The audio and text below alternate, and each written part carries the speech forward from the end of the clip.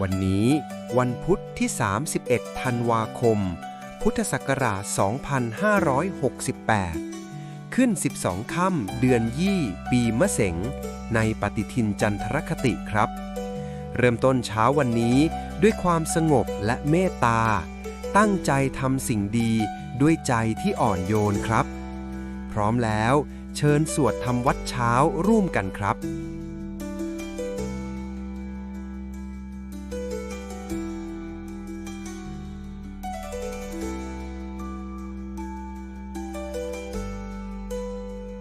อะระหังสัมมา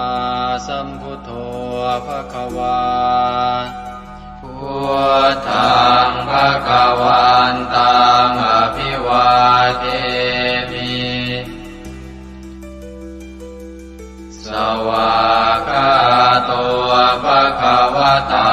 ธัมโมธัมมังนัมสสามิสุปฏิปันโนภะคะวะโตสาวกสังโฆสังฆังนามามิหันธรรมยังพุทธัสสะภะคะวะโตบุปภาคณมะกะรังกะโรมาเสนะโมตัสสะภะคะวะโตอะระหะโตสัมมาสัมพุทธัสสะ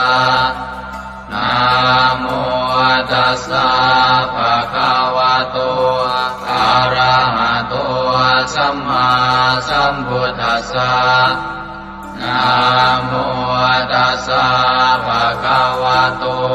อะระหะโตสัมมาสัมพุทธัสสะธรรมยังพุทธาภิตุติงกโรมาเสโยสุตถาคโตอะระหังสัมมาสัมพุทโธวิชาจารณะสัมปันโนสุขโตโลกวิทูอนุตตรปุริสธรรมสารถิสัทธาเทวมนุสานังพุทโธภควาโยอิมังโลกังสเทวกังสมารกังสพรหมกังสัสสะมณพรหมณิปชังสเทวมนุสังสยังอาภิญญาสัจจิกตวะปะเวเทสิโยธัมมังเดเสสิอาติกัณญญาณังภะเทกัณญญาณังปริโยสานกัณญญาณังสัทธังสัพยัญชนะเกวระปริปุณังปริสุทธังธรรมจริยังปกาเสสิตามหังภะคะวันตังอภิปูชยามิตามหังภะคะวันตังศิรสานามามิธรรมยังธัมมาภิตุติงกโรมาเสโยสุสวากขาโตภควตาธัมโมสันทิฏฐิโกอาการิโกเอหิปัสสิโกโอปนัยยิโกปัจจตังเวทิตังโพวินโยหิธัมมังธัมมังอภิปูชยามิธัมมังธัมมังศิรสานามามิ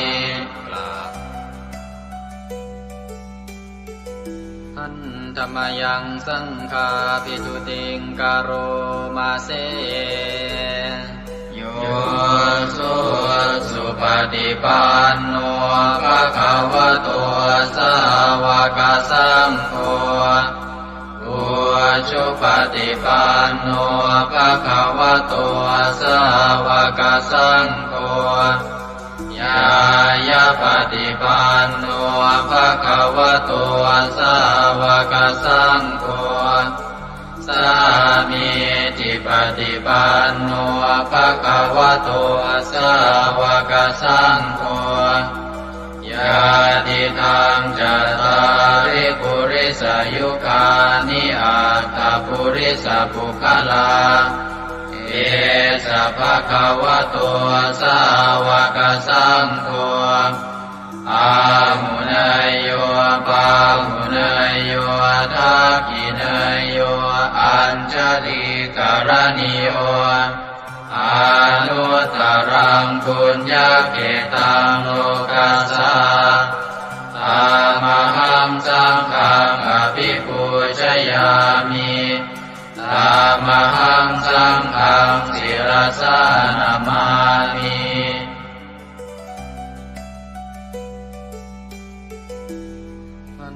ธรรมยังรัตนัตยาปนามคาทายโยเจวะสังเวคาปริจิตนาปาทัญจะปนามาสิ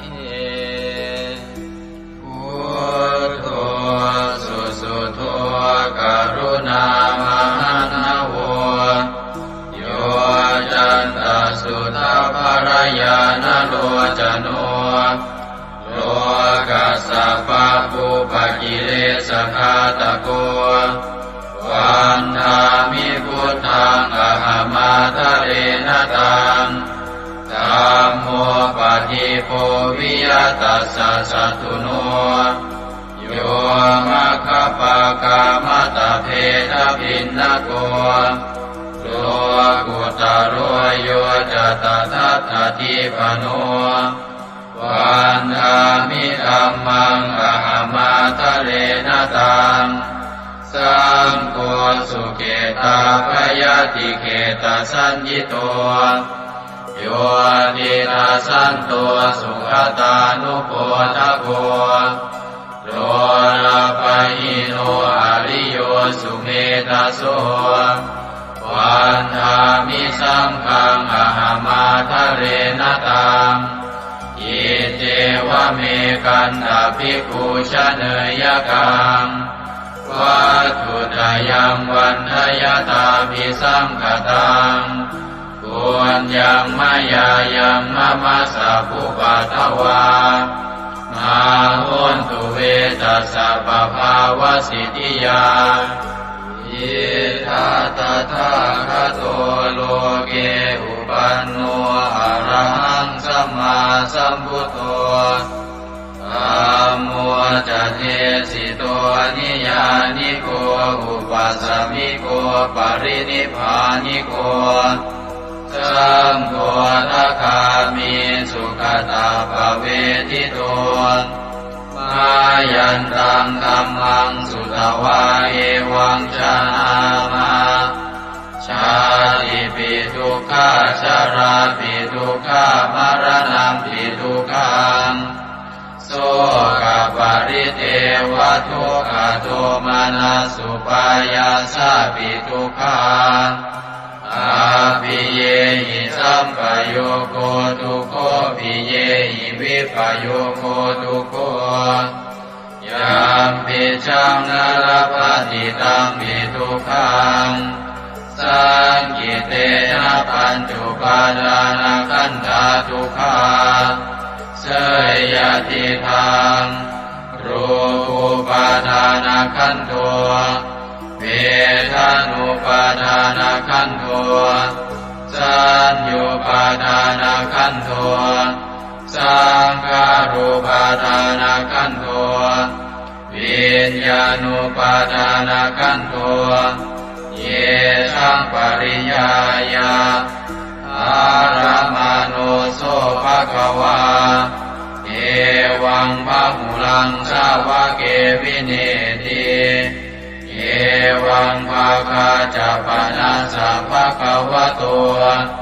สาวะเกสุอนุสาสนีพะหุลาภวัตติรูปังอนิจจัง นิจจาสัญญาอนิจจาสังขาราอนิจจาวิญญาณังอนิจจังรูปังอนัตตาเวทนาอนัตตาสัญญาอนัตตาสังขาราอนัตตาวิญญาณังอนัตตาสัพเพสังขาราอนิจจา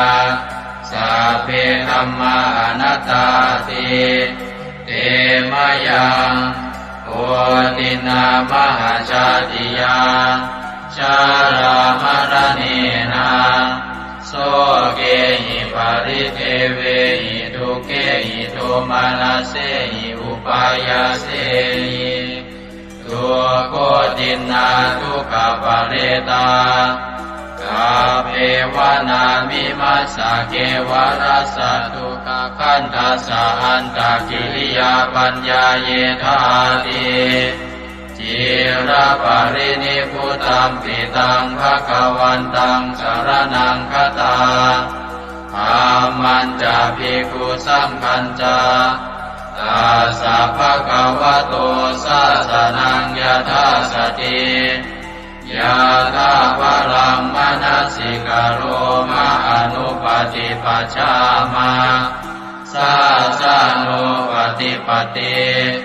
อิมัสสะเกวรัสสะทุกขคันทัสสะอันตกิริยายาสังวัตตุ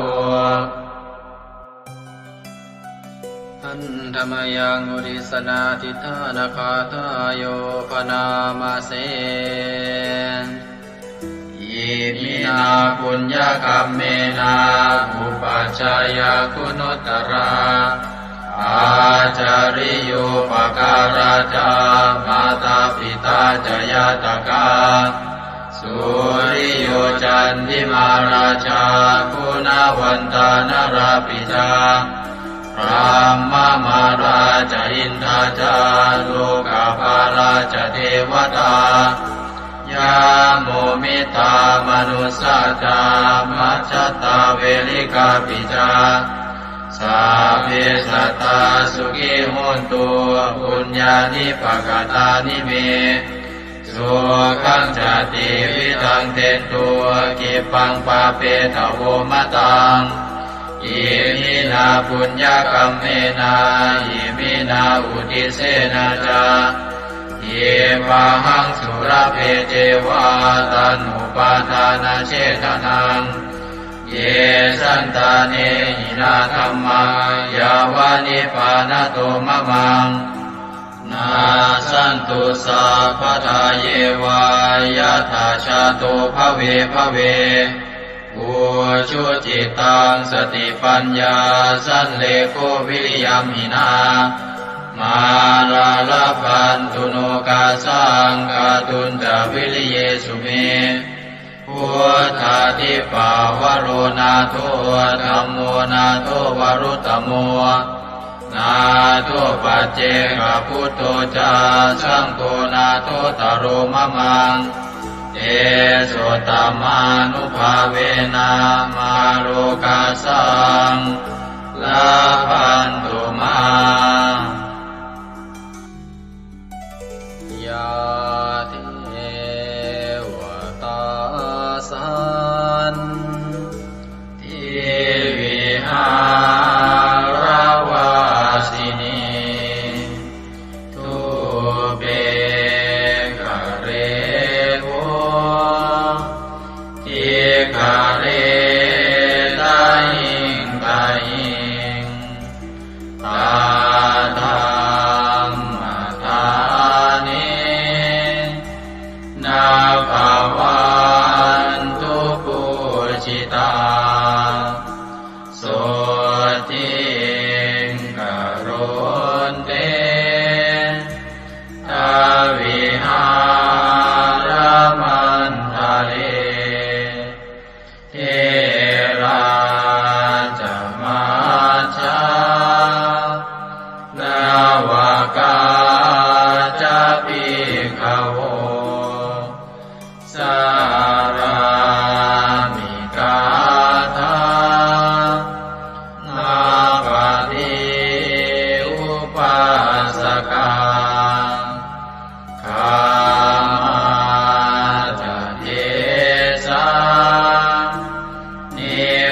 มา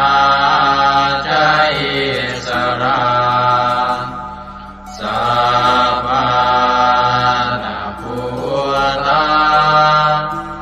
สุขิตาภวันตุเตชาราภูชาเยปิจาอันตสัมภวาสังเสนะชาตาอาตาโวปปาติกานิยา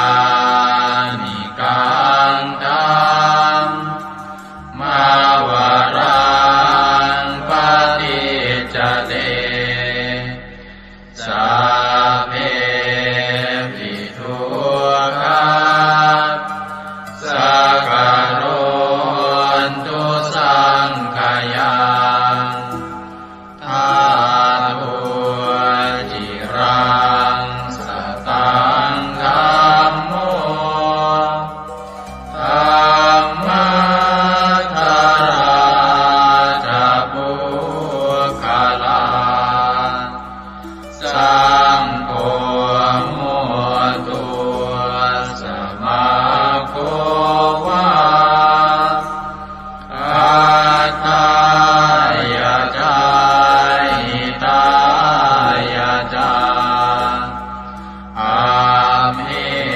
รังคตุสัทธัมโมสัพเพ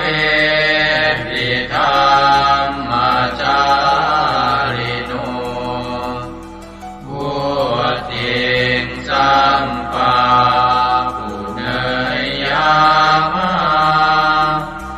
ธัมเมอริยภเว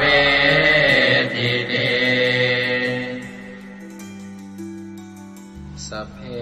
สัตตาสัทธาโหนตุอาเวราสุขาชีวิโนขอให้สัตว์ทั้งหลายจงเป็นผู้ไม่มีเวรต่อกันและกันจงเป็นผู้ดำรงชีพอยู่เป็นสุขทุกเมื่อเถิดกาตังปุญญังพลังไมหังสัพเพภาคีภวันตุเต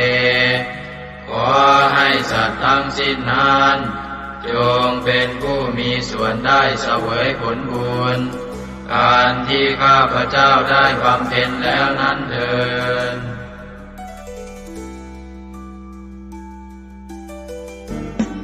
ในพระสุตตันตปิฎกคัมภีร์ที่5คุตกนิกายธรรมบท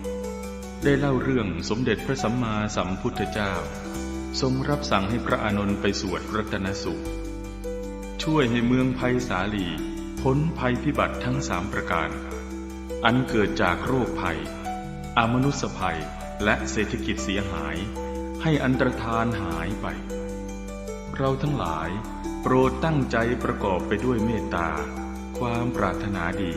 ต่อสรรพสัตว์ทั้งหลายแล้วระลึกถึงคุณพระศรีรัตนตรัยคือคุณพระพุทธเจ้าคุณพระธรรมและคุณพระสงฆ์ว่าเป็นที่พึ่งที่เคารพที่นับถือแล้วตั้งใจสวดปรจักรรัตนสูตรเพื่อกำจัดภัยพิบัติทั้งหลายดังพระพุทธองค์ได้ทรงรับสั่งให้พระอานนท์สวดช่วยให้เมืองไผ่สาลีพ้นภัยอันตรายทั้ง3ประการนั้นเถิด สัมมันตาจักวาเรสุอัตราคชันตุเทวตาสัทธมังมุนิราชัสสา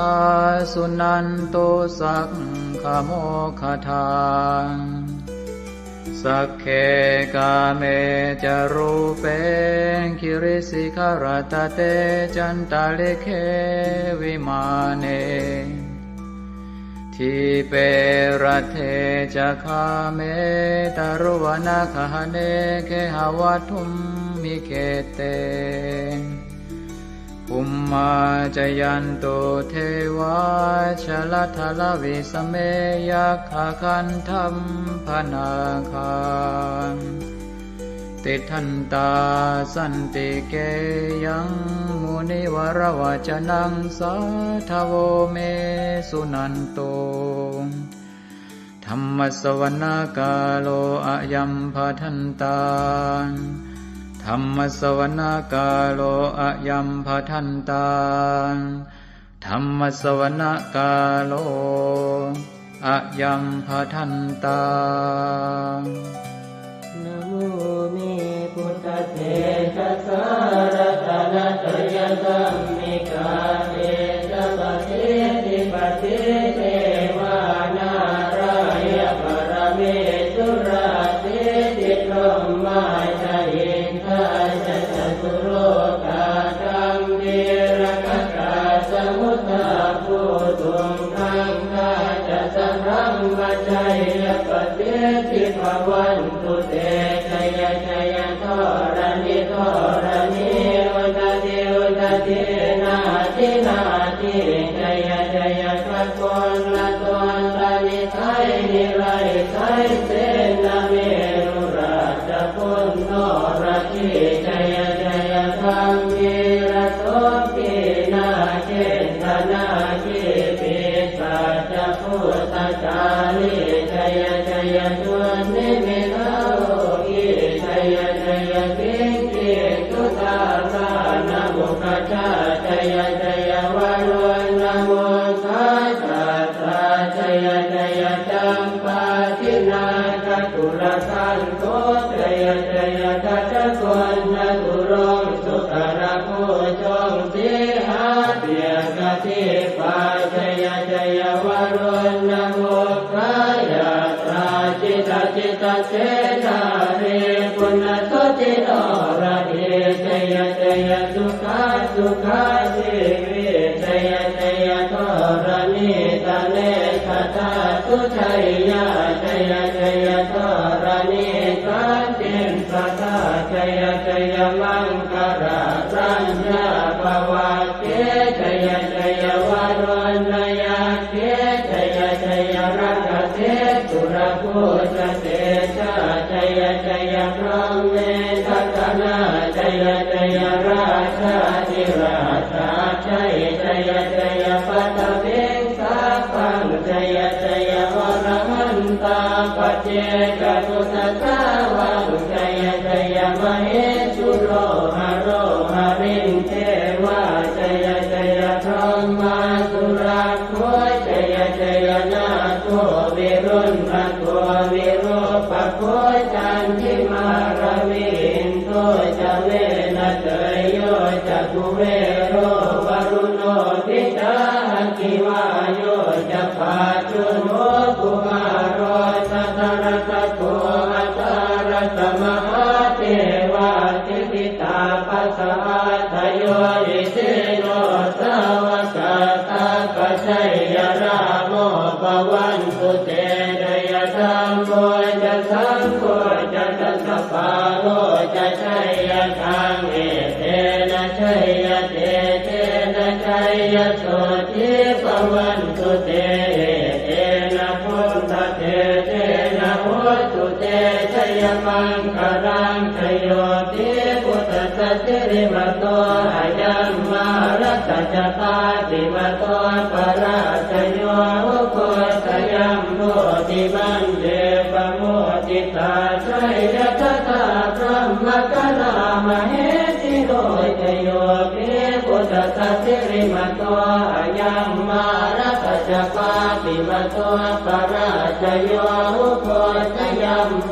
ติมันเดปโมติตาชัยยะตถาอินทกนามเหสิโรชโยปิพุทธสัจจิริมโต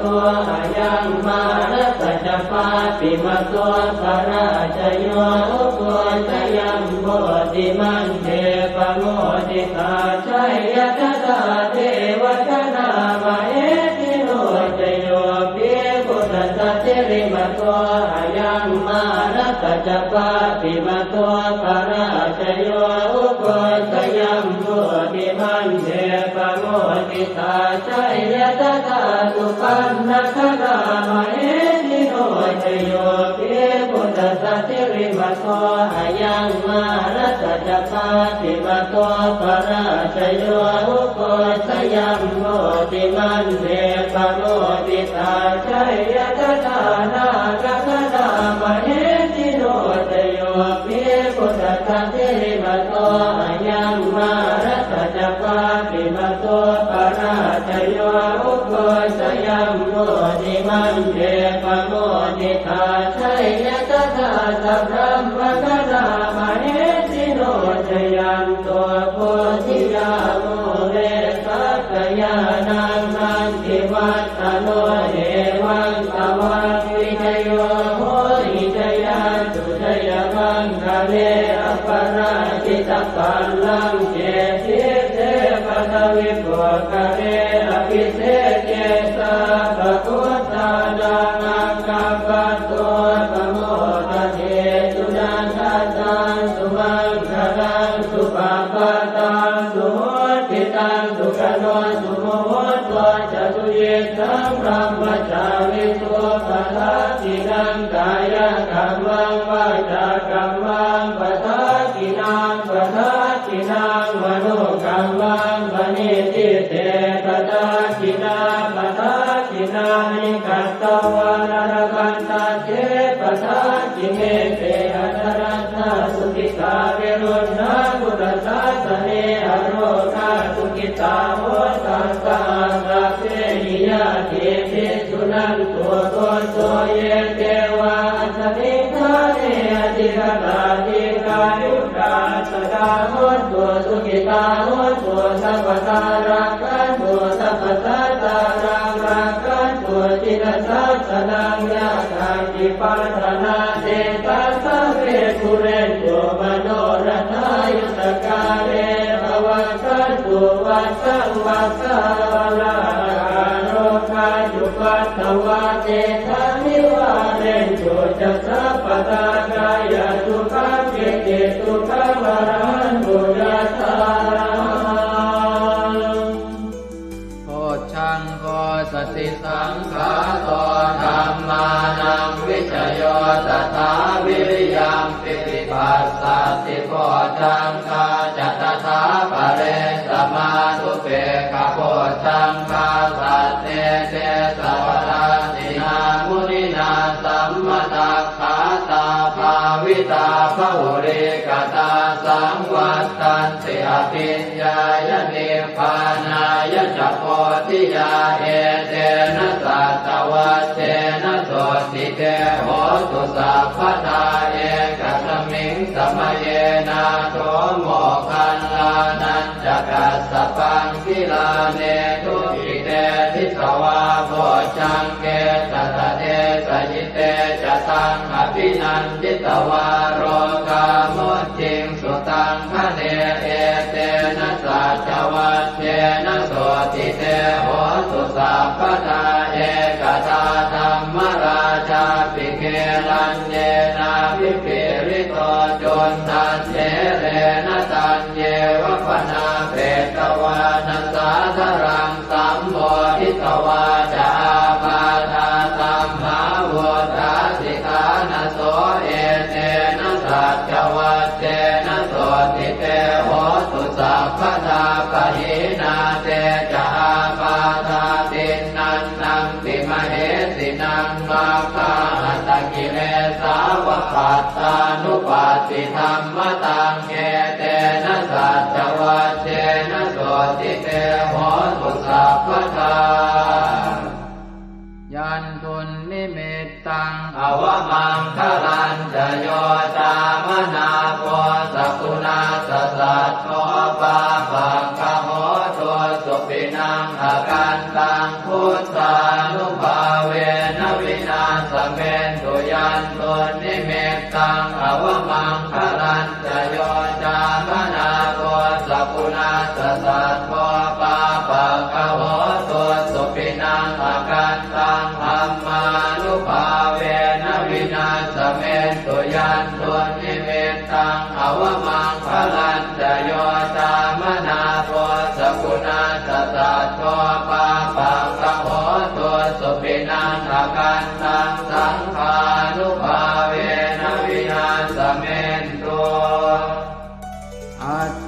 ญหิสวิสโย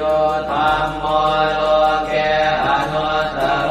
สัพพสัตตอิทัฏฐายตังภวังคันธาอิเทวเตปริวัชเชราชทันเทอมนุสเสหิภาวะเกปยาเกนาเกวิเศษโมเตอาการมรเนนวาสัพพสมามรณามุตโตตเปตวากาลมาริตันตัสเสวะอานุภาเวนะโหตุเทวสุขิสตาสุตสีลังสมาทายธัมมังสุจริตังจเรตัสเสวะอานุภาเวนะโหตุเทวสุขิสตาเลกิตังติติตังโพจังทารนังวาจนังครุงปะเรสังเทสนังสุตวาทัสสะอายุปวัฏฏติเอวัมเมสุตังเอกังสมยังภควาภาลานติยังวิหารติสิปตเนมิกทายเยตัสสรโคภควาปัญจวัคคีย์เยภิกขุอามันเตติเทวเมภิกขเวอันตาปัปปจิเตนะเสวิตัพพายโยดายังคาเมสุขามนุปันลิกานุโยโภนิโนธัมโม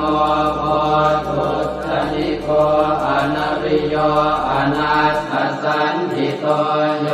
จายังอัตตกิลมัฏฐานุโยโค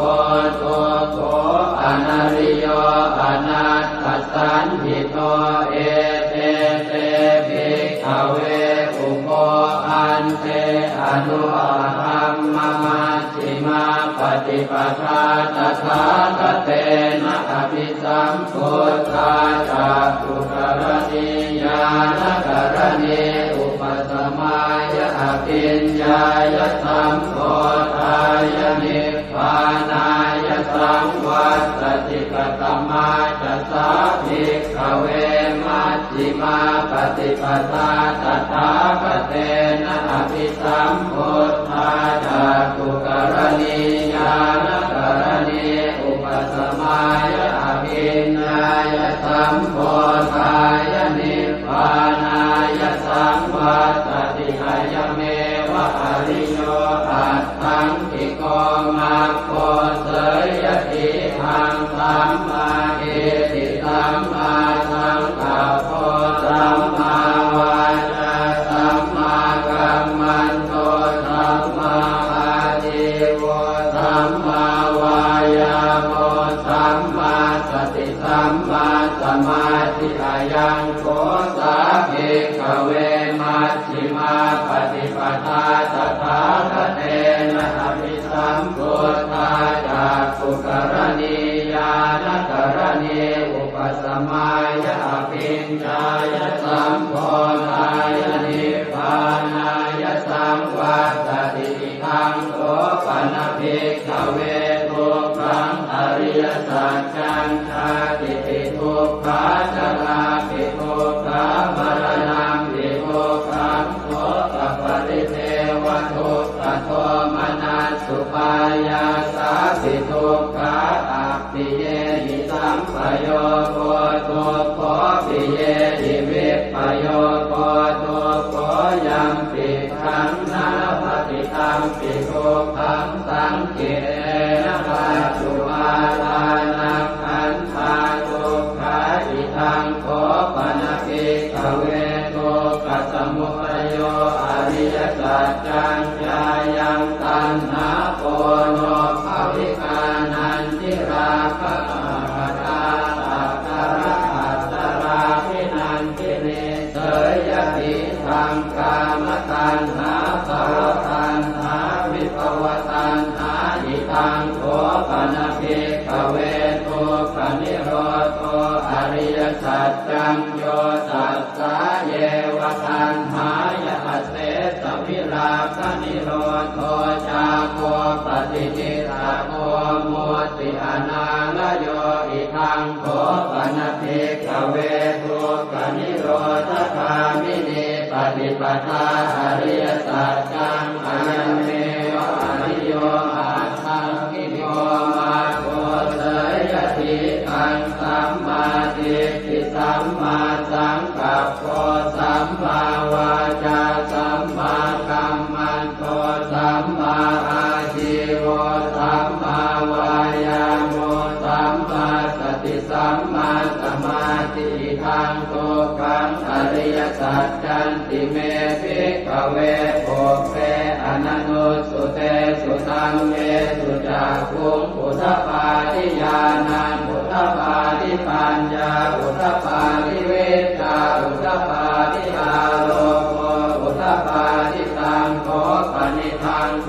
กังอริยสัจจังปริโยยันติเมภิกขเวโภเปอนันโนสุเตสุธัมเมสุจักขุงอุทธปาทิญาณังอุทธปาทิปัญญาอุทธปาทิเวชชาอุทธปาทิอาโลโกอุทธปาทิตังโขปนิทังโกกังอริยสัจจังปริญญาตันติเมภิกขเวโภเปอนันโนสุเตสุธัมเมสุจักขุงอุทธปาทิญาณังอุทธปาทิปัญญาอุทธปาทิเวชชาอุทธปาทิอาโลโกอุทธปาทิทังโกปัสสมุปโยอริยสัจจันติเมภิกขเวโภเปอนันโนสุเตสุธัมเมสุจักขุงอุทธปาทิญาณังอุทธปาทิปัญญาอุทธปาทิเวชชาอุทธปาทิอา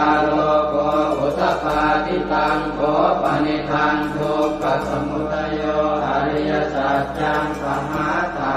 ทิเมภิกขเวโภเปอนันโนสุเตสุธัมเมสุจักขุงอุทธปาทิญาณังอุทธปาทิปัญญาอุทธปาทิเวชชาอุทธปาทิอาโลโกอุทธปาทิตังโขปนิทังทุกขสมุทัยโยอริยสัจจังปณินันติเมภิกขเวโภเปอนันโนสุเตสุธัมเมสุจักขุงอุทธปาทิญาณังอุทธปาทิปัญญาอุทธปาทิเวชชาอุทธปาทิอาโลโกอุทธปาทิทังทุกขนิโรโธอริยสัจจันติเมภิกขเวโภเปอนันโนสุเตสุธัมเมสุจักขุงอุทธปาทิญาณังอุทธปาทิปัญญาอุทธปาทิเวชชาอุทธปาทิอาโลโกอุทธปาทิตังโขปนิทังทุกข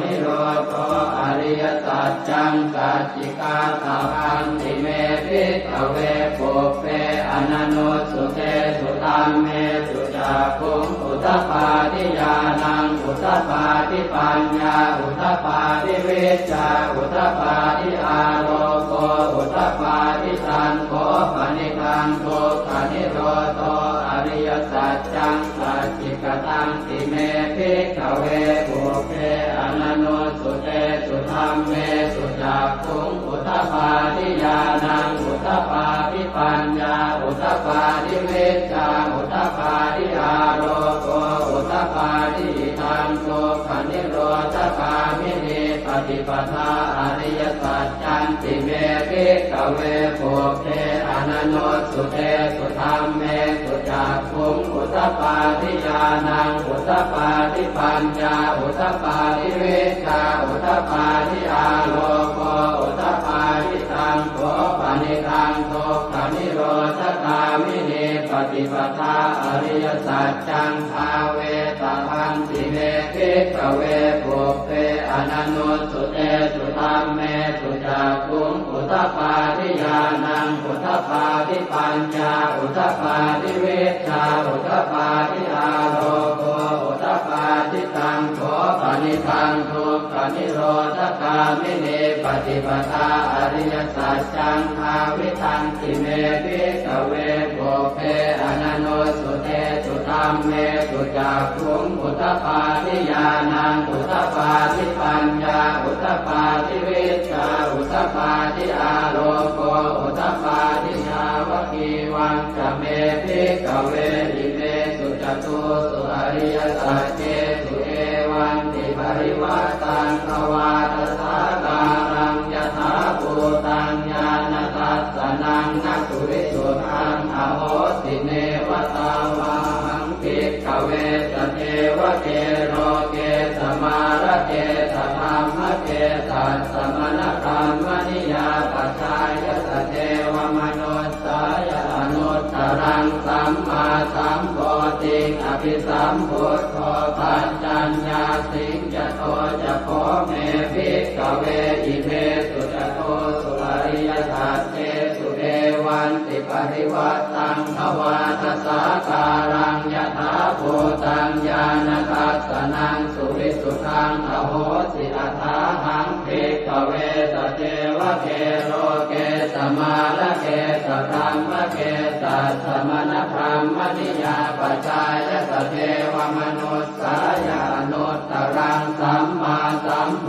ธิอภิสัมพุทโธปัญจัญญาสิงญาณัญจปนเมทัสสนังอุตตปาทิอโภคาเมวิมุตติอายันติมาคาตินาติทานิปุนาภโวติธรรมโวจะภควาอัตถมานาปัญจวัคคียาภิกขุภควโตภาสิตังอภินันตุอิมัสสมิงจะเวยากรณัสสมิงปัญญมาเนอายสมโตโกนทัญญาสวิรจังวิอมลังธรรมจักขุงพุทธปาทิยังเกณฑ์จิตสมุทัยธรรมังสัพพันตังนิโรธธรรมันติภวัตติเตจะภควตาธรรมจักเกภูมาเทวาสัตตมนุสสาเวสุงเอตัมภควตาภาลานติยังอิสิปตเนมิกทาเยอนุตตรังธรรมจักกังภวัตติตังอัปปฏิวัติยังสัมมเนนวาพรหมเนนวาเทเวนวามาเรนวาพรหมุนาวาเกณทิวาโลกัสมินติภูมานังเทวานังสัตตังสุตวาจาตุมมหาราชิกาเทวาสัตตมนุสสาเวสุงจาตุมมหาราชิกานังเทวานังสัตตังสุตวาตาวติงสาเทวาสัตตมนุสสาเวสุงตาวติงสานังเทวานังสัตตังสุตวายามาเทวาสัตตมนุสสาเวสุงยามานังเทวานังสัตตังสุตวาตุสิตาเทวาสัตตมนุสสาเวสุงตุสิตานังเทวานังสัตตังสุตวานิมมานรติเทวาสัตตมนุสสาเวสุงนิมมานรตินังเทวานังสัตตังสุตวาปรนิมมิตวะสวัสดิเทวาสัตตมนุสสาเวสุงปรนิมมิตวะสวัสดินังเทวานังสัตตังสุตวาพรหมกายิกาเทวาสัตตมนุสสาเวสุงเอตัมภควตาภาลานติยังอิสิปตเนมิกทาเยอนุตตรังธรรมจักขังภวัตติตังอัปปฏิวัตติยังสัมมเนนวาพรหมเนนวาเทเวนวามาเรนวาพรหมุนาวาเกณทิวาโลกัสมินติอิติหะเตนะคะเนนะเตนะโมหุตเตนะยาวะพรหมโลกาสัตโตอโภคันติอายัญจะทัสสะหันติโลกธาตุสังกัปปิสัมปะกัปปิสัมภเวทิอัปปมาโนจะโอราโลโอปาโสโลเกปาสุลโหสิอติกัมเมวะเทวานังเทวานุภาวังอัตถโขภควาอุทานังอุทาเนติอัญญาสิวัตโพโกนทัญโยอัญญาสิวัตโพโกนทัญโยติติทังอายสมโตโกนทัญญาสอัญญาโกนทัญโยตเววนามังอาโหติยานิทัพโพตานิสมาคตานิโภมานิวายานิวา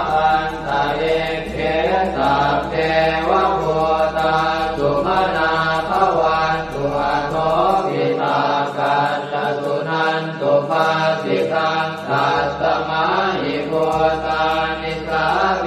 ทัสสะเตเมตังกโรธรรมานุติยาปัจจายติวาจารัตโตจารันติเยวะเลกัสสมาหิเมรักขตาปมัตตายังเจจิเวตังอิทวาหุรังวาตาเกสุวายังรัตนังปณิตังนโนสมังอาจิกถาคเตนะอิทังปิพุทเท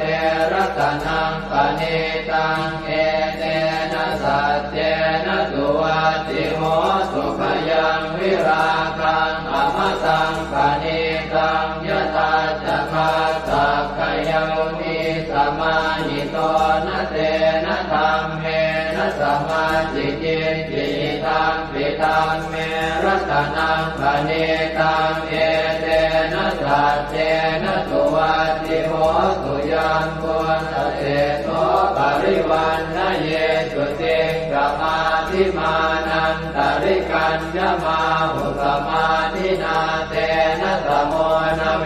สติธัมปิธัมเมรัตนังปณิตังเอเตนะสัจเจนะสุวัตติโหสุเยปุคลาอัตถสัตตังปัสสัทธาจัตตาริเอตานิยุคานิโหติเตนะขินายาสุขตาสัสสาวกาเอเตสุตินนานิมหาภลานิอิทัมปิสังเขรัตนังปณิตังเอเตนะสัจเจนะสุวัตติโหสุเยสุปโยตามนัสสาทันเนนะเนกามิโนโคสมัสสะสนังมิเตปฏิปัตตาอมตังวิคัยหนาตามุปานิพุติงโกจมานาทิธัมปิสังเกรัตนังปณิตังเอเตนะสัจเจนะสุวัตติโหสุยตินตะกิโลปัตวิงสิโตติยาจโตปิวาเตปิอสัมปะกัมปิโยตถุปมังสัพพุริสังวทามิโยอริยสัจจานิอเวจปัสสติธัมปิสังเขรัตนังปณิตังเอเตนะสัจเจนะสุวัตติโหสุเยอริยสัจจานิวิภาวยันติคัมภีรปัญเจนะสุเตสิตานิกิจจาภิเตโหติพุทธปมัตตานะเตภวังอัตถมมาทิยันติธัมปิสังเขรัตนังปณิตังเอเตนะสัจเจนะสุวัตติโหสุสหาวาสทัสสนสัมปทายตยาสุธรรมาชหิตาภวันติสักกายจิตติวิจิติจิตัญจศีลาภตังวาปิยนัสสิกินสิจตุหปาเยหิจเวปโมตโตจะจาวิธานานิอาภาโภกาตุงอิทังปิสังเขรัตนังปณิตังเอเตนะสัจเจนะสุวัตติโหสุกินจาปิโสกัมมังกโรติปาปะกังกายเยนะวาจายุตเจนะสาวาอภาโคโสทัสสะปฏิจจทายะอภาปตาเจตปทัสสะโอตาหิธัมปิสังเขรัตนังปณิตังเอเตนะสัจเจนะสุวัตติโหสุวนาภโพเกยถาโคสิตาเกกิมหานามาเสปัตมาสมิงกิมเหตโกปมังธัมมวรังอเดสยินิพพานคามิงปรมังหิตายะหิธัมปิพุทเทรัตนังปณิตังเอเตนะสัจเจนะสุวัตติโหสุวโรวรัญโยวรโตวราหะโรอนุตตโรธัมมวรังอเดสยิธัมปิพุทเทรัตนังปณิตังเอเตนะสัจเจนะสุวัตติโหสุขีนังปุรานังนวังนาจิสัมภวังวิรัตติตายติเกภวัสมิงเต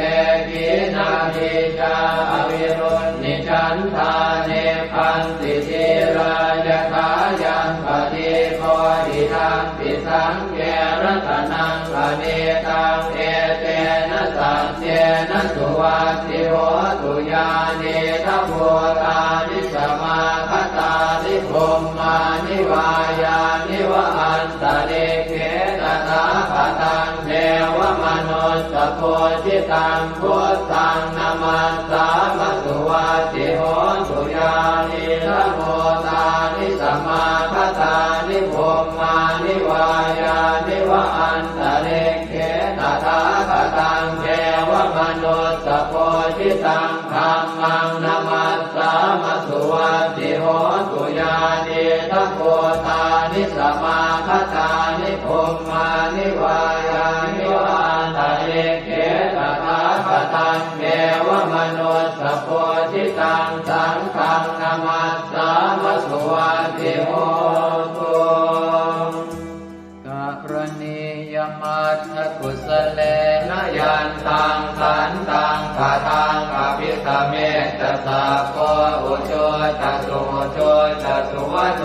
ตสมุตุอนัตติมานิสันโตสะโกตสุภโรตอัปปกิตโตจะสันละหุกโวติสันติทริโยจะนิกโคจะอัปปคาโคกุเลสุอนันุเกโตนะจะโพธังสมาจเรกินติเยนะเวนโยภะเรอุปวัตเตยงสุขิโนวะเกมิโนโหตุสัพเพสัตตาภวันตุสุขิตาตาเยเกจิปานะโหตาจิตตสาวาทาวราวาอนวเสสาติกาวาเยมหันตาวามัชฌิมารัสสกาอนุกัตุราเทขาวาเยจะเทขาเยจะโทเรวสันติอวิโทเรภูตาวาสัมภเวติวาตาเพสัตตาภวันตุสุขิตาตานะปโรปรังนิโกเพตนาติมันเยตกาตตินังกินติพยาโรสนาปฏิฆาสัญญาณายมัญญาสะโตขเมเฉยมาตายฐานิยังโพธังอายุสาเอกโพธมนุราเขเอวังติสาภะโวเตสุมาณสัมภาวะเยอปริมาณังเวตันจะสาภะโรกัสมิงมาณสัมภาวะเยอปริมาณังโพธังอโทจติริยัญจะสัมปาทังอเวรังอัสสปาทังเดทันจรังนิสินโนวาสยาโนมายาวตัสสวิคตมิตโตเอตังสติงอธิเสยพัมมะเมตังวิหารังอิทมาหุเดตินจานุปคัมมสีลวาทัสสเนนะสัมปันโนกาเมสุวินัยเกทังนะหิจาตุปัปปะเสยยังกุณเรติเอวังเมสุตังเอกังสมยังภควาสาวัตถิยังวิหารติเชตวันเนอนาถปิณฑิกาสอาราเมตัตตระโขภควาภิกขุอามันเตสิภิกขวติภัทธังเตติเตภิกขุภควโตปัจจัสโสสุงภควาเอตถาวจะพุทธภูปังภิกขเวเทวาสุรสังฆาโมสมุอัมยุนโมอโหสิอัตถโพภิกขเวสัพโพเทวานามินโทเทเวตาวติงเสอามันเตติสเตมาริสาเทวานังสังฆามาคตานังอุปัชฌยขยังวาสัมพิตาตังวาโลมหังโสวามะเมวะตัสสะ มิงสมะเยทัสสะคังควรโลกายาธรรมมังอิโวทัสสะคังควรโลกายตังยัมภเวสติพยังวาชัมปิตาตังวาโลมหังโสวาโสปะหิเยสติโนเจเม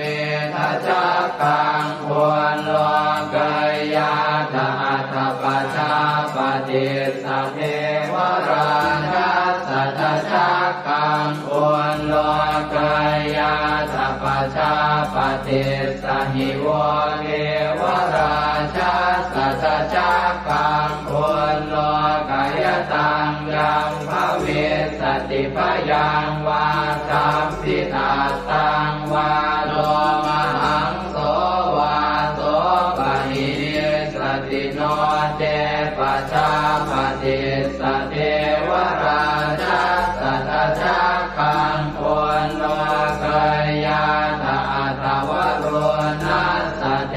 วราชาสัทธะคังควรโลกายาธาวโรนัสสะหิโวเทวราชาสัทธะคังควรโลกายตังยัมภเวสติพยังวาชัมปิตาตังวาโลมหังโสวาโสปะหิเย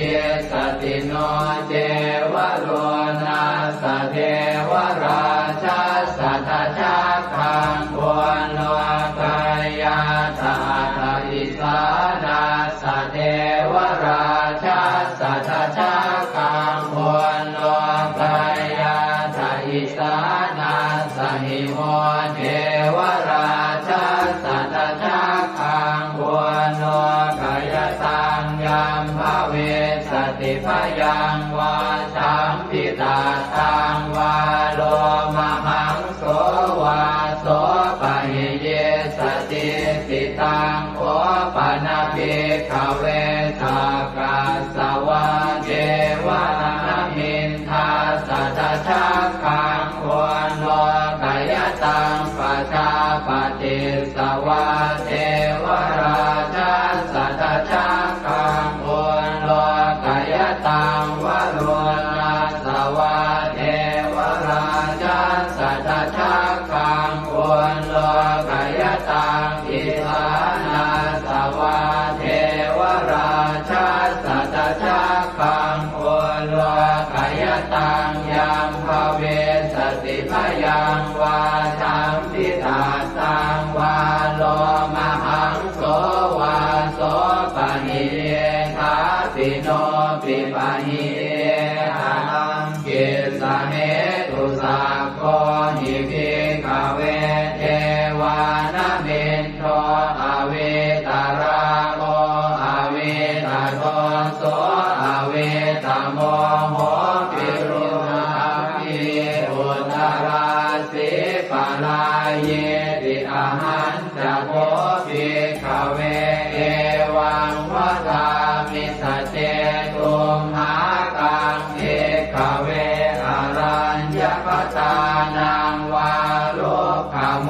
ลภตานังวาสุญญาภารคตานังวาอุปัชฌยพยังวาชัมปิตาตังวาโลมหังโสวามะเมวตัสสมิงสมะเยอโนสรยาอิติปิโสภะคะวาอะระหังสัมมาสัมพุทโธวิชาจารณะสัมปันโนสุขโตโรภวิโตอนุตตรบุริสธรรมสารพิสัทธาเดวมนุสานังพุทโธภะคะวาติมะมังมิโวภิกขเวอนุสรตังยัมภเวสติพยังวาชัมปิตาตังวาโลมหังโสวาโสปะหิเยสติโนเจมังอนุสร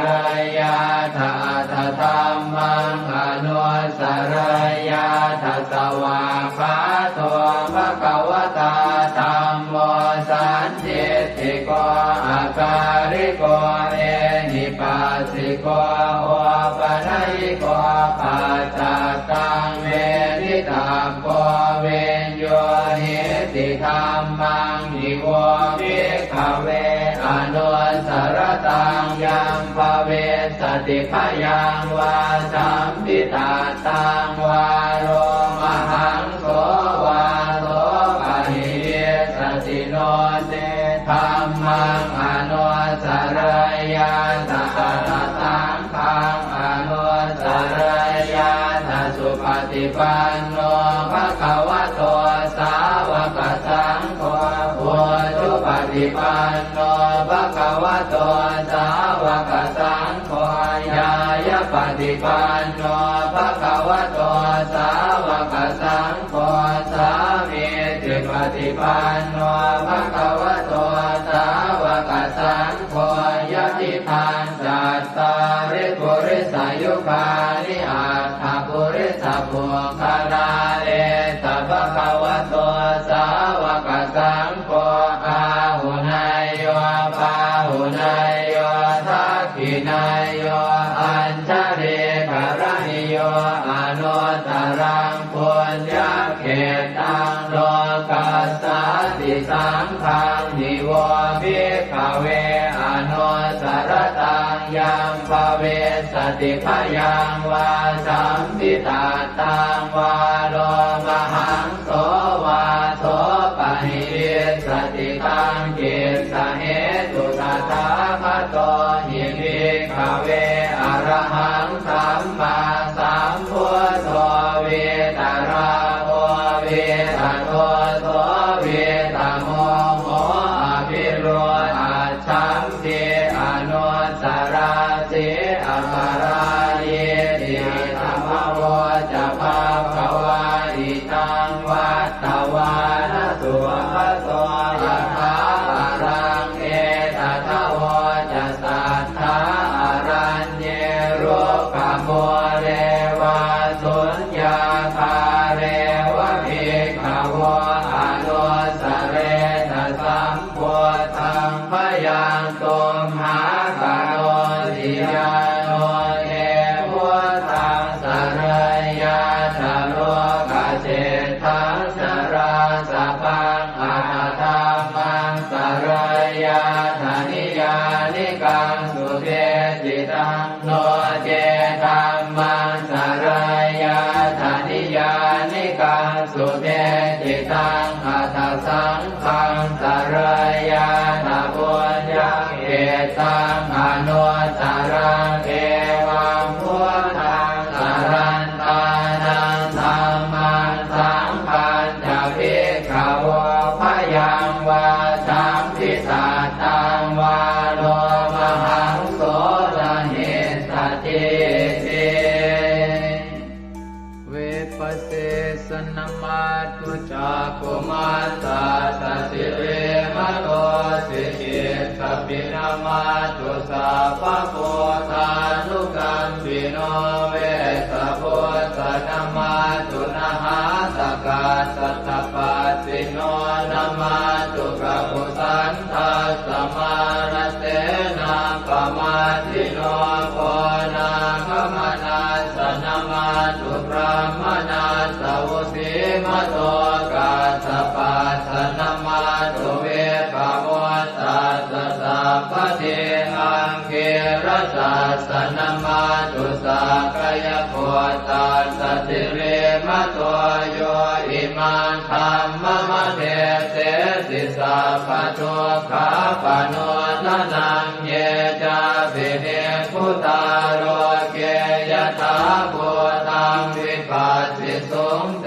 ชนะอภิสุนามหันตาเวตัสสารธาอิตังเทวมนุสสานังยังนามัสสันติโกตมังวิชาจารณสัมปันนังมหันตังเวตัสสารตังนะโมเมสัพพะพุทธานังอุปันนานังมเหสินังตันหังกโรมหาวีโรเมทังกโรมหายโสสโร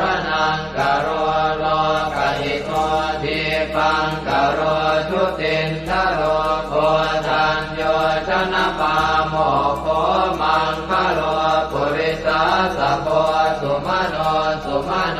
ติโรเรวะโตรติวัตโนโสภิโต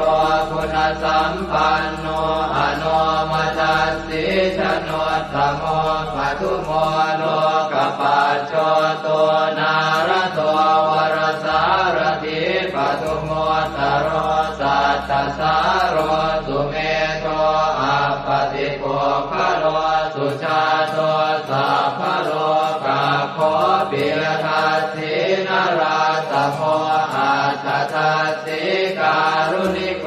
ธรรมทัสสิสมโมนุโตเสทัสโตอัตโมโลเกติโสจวัฏตังวโรกุโสจวรโตพุทโธวิปัสสิจานุปโมสิกิสัพพหิโตสัทธาเวสสุสุขทายโกกัปปุสันโตสัตวาโหโกนาคมโนลนันจโหกัสสโพสิริสัมปันโนโพตโมสักขยมุงขโวเอเตจันเยจะสัมโพธาอเนกสัตตโพตโยสัพเพพุทธาอัสมาสมาสัพเพพุทธามหิติกาสัพเพทัสสะโลเวนาเวสารัสเต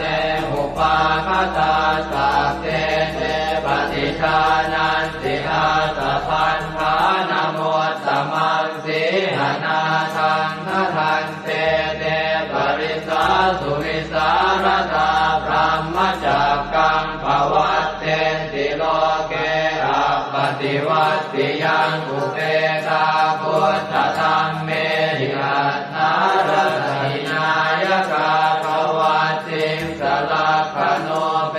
ตาสิตยานุปยัญชนะธราพยามาปภายสุปภาสัพเพเตมุนิกุญชลาพุทธาสัพพัญญุโนเอเตสัพเพขีนาสวาทินามหาปมามหาเตจามหาปัญญามหาพลามหาการุณิกาธีราสัพเพสานันตุขาวหาทีปานาสัพพติทาจทานาเลนะจะปานิดังคติพันโทมหัสสะสะสารนาตหิเตสิโนทะเทวกัสสะโรกัสสะสัพเพเอเตปรายนาเตสาหังศิรสาปาเทวันทามิปุริสุทธเมวัตสามนัสสะเจววันทาเมเตตถาคเตสยเนอาสเนธาเนขมเนจาปิสัพพทาสตาสุเขนราคันตุพุทธาสันติกราตุวันเตหิตวังรักขิโตสันโตมุตโตสัพพะเยนะจะสัพพะโลกวินิโมตโตสัพพะสันตาภวัติโตสัพพะเวรมติกันโตนิพุตโตจตุวังภวเตสังสัจเจนะสีเลนะขันติเมตตาภะเลนะจะเตปิตุมเหอนุรักขันตุอาโรคเยนะสุเกนะจะปุราติมัสสมิงทิสาภาเกสันติโพตามหิทธิกาเตปิตุมเหอนุรักขันตุอาโรคเยนะสุเกนะจะทักขินัสสมิงทิสาภาเกสันติเทวามหิทธิกาเตปิตุมเหอนุรักขันตุอาโรคเยนะสุเกนะจะปัจฉิมัสสมิงทิสาภาเกสันตินาคามหิทธิกาเตปิตุมเหอนุรักขันตุอาโรคเยนะสุเกนะจะโหตรัสสมิงทิสาภาเกสันติยาคามหิทธิกาเตปิตุมเหอนุรักขันตุอาโรค เยนะสุเขนะจักขุริมาติสังคตรัตโตทากิเนนะวิรุณหะโกปาติเมนะวิโรปาโกกุเวโรอุตรันติสังกัตตาโรเตมหาราชาโรกปารายสัสสิโนเตปิตุมเหอนุราคันตุอาโรคเยนะสุเขนะจะอากาสัทธาจะกุมมันตาเทวานากามหิติกาเตปิตุมเหอนุราคันตุอาโรคเยนะสุเขนะจะนาทิเมสรนังอัญญังพุทโธเมสรนังวรังเอเตนะสัจวัชเชนะโหตุเตชยมังคลังนาทิเมสรนังอัญญังธัมโมเมสรนังวรังเอเตนะสัจวัชเชนะโหตุเตชยมังคลังนาทิเมสรนังอัญญังสังโฆเมสรนังวรังเอเตนะสัจวัชเชนะโหตุเตชยมังคลังยังเจนจิรตนังโลเกเวชติวิวิธังปุถุรตนังโพธสมังนาติตาสมาโสติภวันตุเตยังเจนจิรตนังโลเกเวชติวิวิธังปุถุรตนังธรรมสมังนาติตาสมาโสติภวันตุเตยังเจนจิรตนังโลเกเวชติวิวิธังปุถุรตนังสังฆสมังนาติตาสมาโสติภวันตุเตสักกตวาพุทธรัตนังโอสถังอุตมังวรังหิตังเทวมนุสสานังพุทธเตเจนะโสตินานาสันตุปัฏฐวาสัพเพทุกขาโวปัสสเมตุเตสักกตวาธัมมรัตนังโอสถังอุตมังวรังปริยาโหปัสสมนังธัมมเตเจนะโสตินานาสันตุปัฏฐวาสัพเพ